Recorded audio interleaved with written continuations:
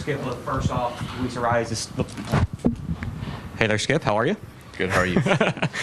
Is the plan still, or the hope, I guess, Luis Ariz will be back in the lineup once you guys start things up tomorrow? Yeah, that's obviously the plan.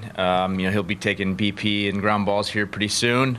I think there'd have to be a lot for him not to be in the lineup tomorrow. So, yeah, he's looking forward to being in there. And then just secondly, just big picture with the way you guys went about this season, all the close games, the one-run games, the comebacks, the walk-offs, what have you. How much do you think the way that you guys had to win a lot of your games this year hopefully will have prepared you for what the playoffs are going to offer?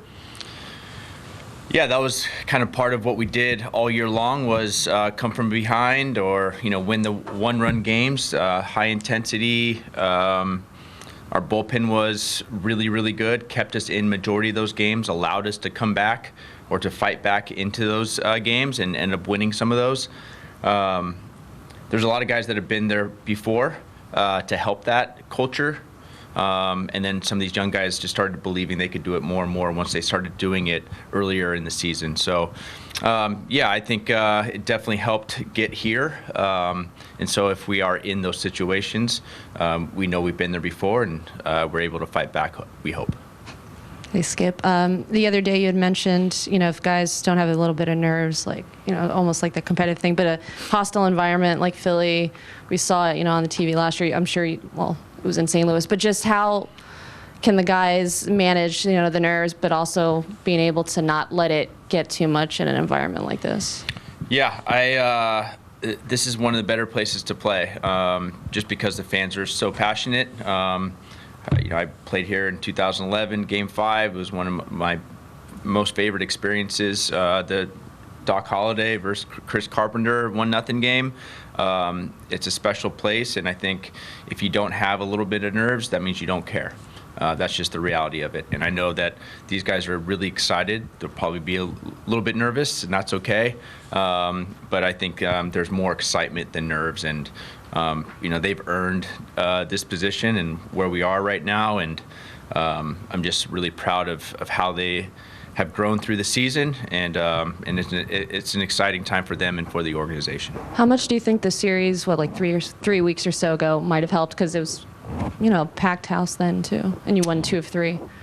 Yeah, fun place to play again, and it was a packed house, and I think it was really good for a lot of our players to play in front of that size of a stadium and that kind of crowd noise, and knowing that they came through and had comeback wins always helps, coming into a series like this. But, postseason's different. So, and you can, a lot of those guys in Philly are playoff tested, and they've been really successful. They're managed by an unbelievable person, and Rob, and their staff is really, really good as well.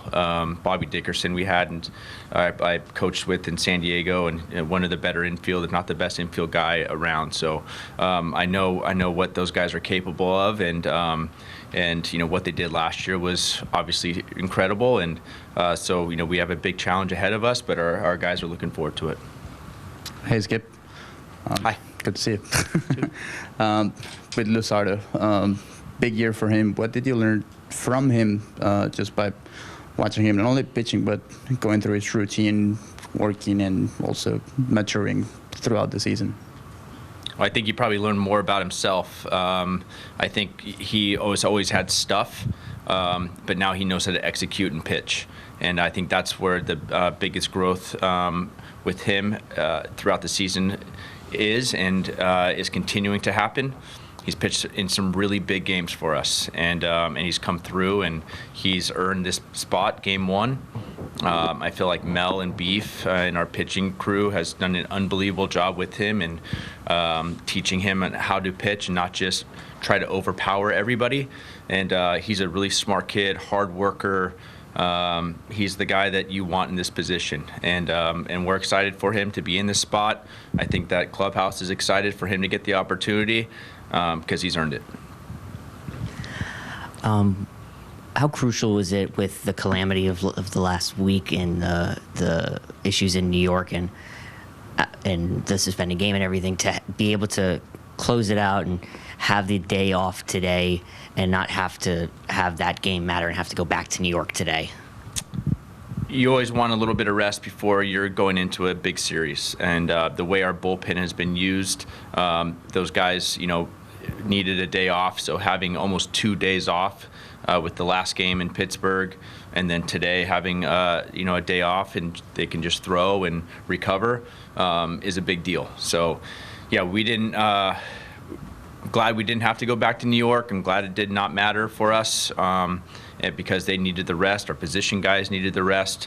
Not having to go with Louis again, he needed the rest. So I think all that considered, it worked out really well for us to get into Philly, have a normal day yesterday, or workout day today, and then try to win tomorrow.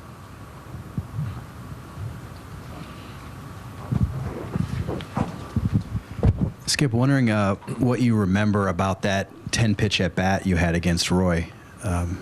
Huge one, obviously, for yourself, for the Cardinals, and one that kind of ended things for the Phillies here in 2011. Yeah, for me, just selfishly, it was the biggest at-bat of my career. And that night, Tony, or the night before, Tony said, "You're starting in center," and I didn't start in center too often. I started at second base a lot that year. But we tried to get as many lefties as we could against Doc. I mean, he was good against everybody, and he hit me second. Didn't hit second too often either. For Call led off with the triple, and then I was just trying to put the ball in play, and Doc was throwing everything at me and fouled balls off all parts of my body, and I was just trying to do anything I could to put the ball in play. And that game in general was the best game I've ever been a part of. Even I've been, the Game 6 with David Freese, and incredible come from behind wins. But that game, the way it was played and the way it was pitched by Chris Carpenter and Doc and the defense and Yachty throwing guys out and Chase throwing me out at third in the first inning. I mean, there was just so many unbelievable plays defensively, and the way it was pitched from Doc and Chris was. I watched that game all the time, not because I hit the double, it's because it was so well played, and so many different scenarios that Tony and Charlie could have done differently, and for it to be 1-0 was pretty incredible. So yeah, it was one that I'll remember forever. Since you've watched it, 10-pitch at bat, was there any particular pitch in that at bat where you look back and go, I cannot believe I fouled that pitch off, or maybe a thought that you had throughout that at bat that maybe you go, oh yeah, I remember thinking this in this spot? I remember every pitch still. I've kind of got a sick brain when it comes to remembering all my at bats and everything throughout my career. There was a split that he threw just off the plate that has been called quite often, and because it was a borderline pitch, and Ruiz was really good back there and stealing strikes, and so that was the very borderline pitch that I probably should have swung at to foul off. There was a curveball down and in, or a cutter down and in also that was a tough pitch to try to do anything with.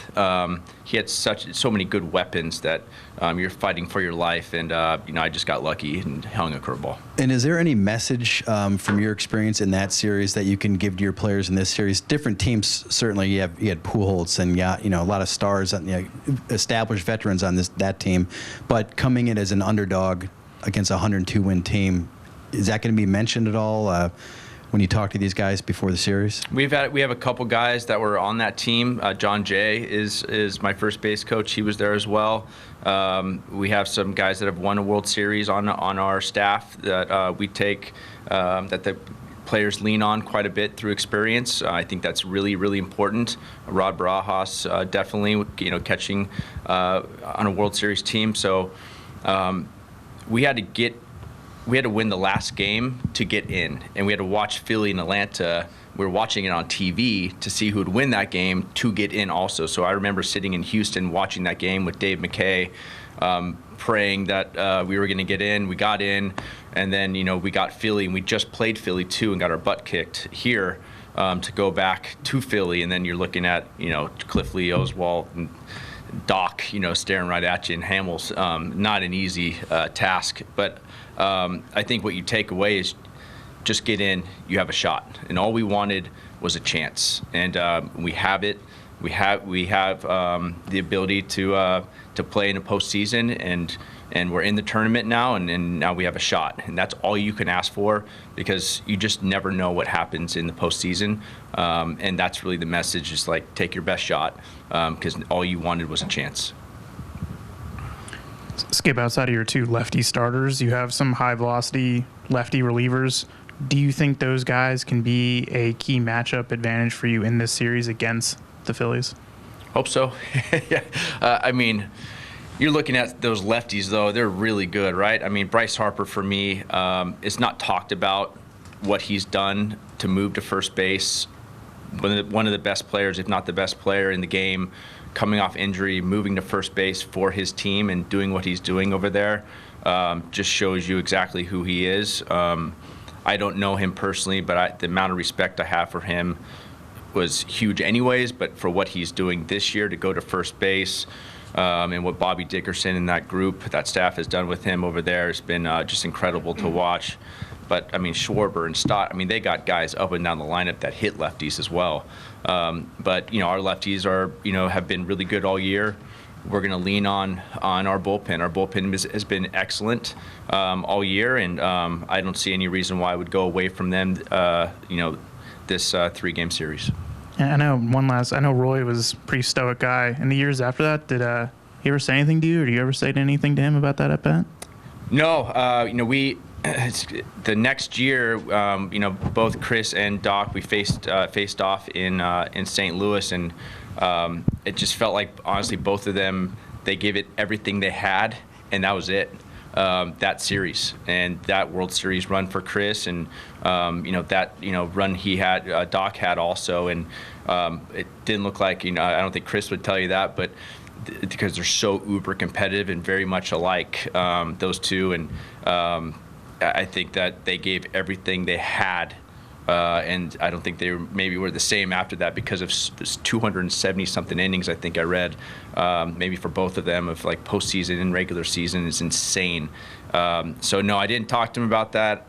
I don't think he would wanted to talk to me about it, honestly. But I feel like they're probably cut from the same cloth, and incredible competitors.